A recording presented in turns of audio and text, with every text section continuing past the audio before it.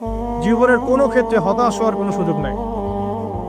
আজকে পারিবারিক ভাঙন বলেন, ব্যক্তি পর্যায়ের আত্মিক ধ্বংসই বলেন, সমাজের বিপর্যয় বলেন, যাই বলেন, পিছনে একটা বড় কারণ আছে। সেটা হলো আল্লাহ থেকে দূরে থাকা মানুষের, আল্লাহ থেকে হতাশ হয়ে যাওয়া। আর এই কাজটা শয়তান করিয়েছে মানুষকে আল্লাহ থেকে দূরে সরানোর জন্য।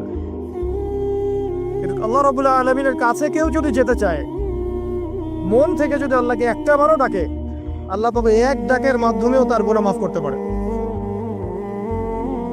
দুজন ব্যক্তির ঘটনা পড়লাম।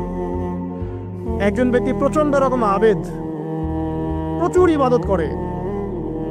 আপনারা জানেন ইবলিসও কিন্তু আবেদ ছিল, ইবলিস কিন্তু প্রচুর ইবাদত করেছে। এখন ওই ব্যক্তির একজন বন্ধু ছিল, এটা বনু ইসরাইলের ঘটনা। তো সেই বন্ধু পাপী ছিল, বিভিন্ন কবিরা গুনাহ করত। আর এই আবেদ ব্যক্তি বারবার তাকে নসিহত করত, গুনাহ ছেড়ে দাও, তুমি পাপ করছো, গুনাহ ছেড়ে দাও। তখন সেই ব্যক্তি যে পাপ করছে সে বলতো যে আল্লাহ কি তোমাকে আমার রক্ষক বানিয়েছেন? আল্লাহ কি তোমাকে আমার উপর দারোগা বানিয়েছেন? আমাকে আল্লাহর হাতে ছেড়ে দাও, আমাকে নসিহত করতে এসো না। একদিন এই আবেদ ব্যক্তি তার বন্ধুকে একটা জঘন্য পাপ করতে দেখলো, এমন একটা পাপ যেটা দেখে তার মনে ধারণা আসলো এটা চরম জঘন্য একটা কাজ।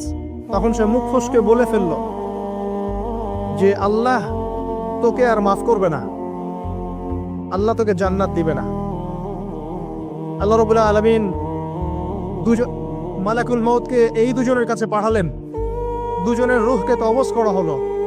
এবার আল্লাহ পাক তার সামনে তাদেরকে উপস্থাপন করে বললেন যে তোমাকে আমার রহমত সম্পর্কে কে গ্যারান্টি দিয়েছে যে আমি কাউকে রহমত করবো কি করব না? যাও, আমি তোমাকে জাহান্নামে পাঠালাম, ওই ব্যক্তি যে আমার রহমত প্রত্যাশা করেছে আমি তাকে জান্নাত দিয়ে দিলাম। দেখুন, এই হাদিসটা শুনলে মনে হয় বাহ্যিক হয়তো বা মুখের একটা কথার কারণেই সে জাহান্নামে চলে গেল। আসলে বিষয়টা এমন নয়। বিষয়টা আমি আপনাকে বোঝাচ্ছি। বিষয়টা হচ্ছে ইবলিসের মতো। ইবলিস কিন্তু শুধু মন থেকেই বলেনি যে খলাকতানি মিন নার ওয়া খলাকতাহু মিন তিন, আমি কেন তাকে সাজদা করব আদমকে? আদম তো মাটির তৈরি আর আমি তো আগুনের তৈরি।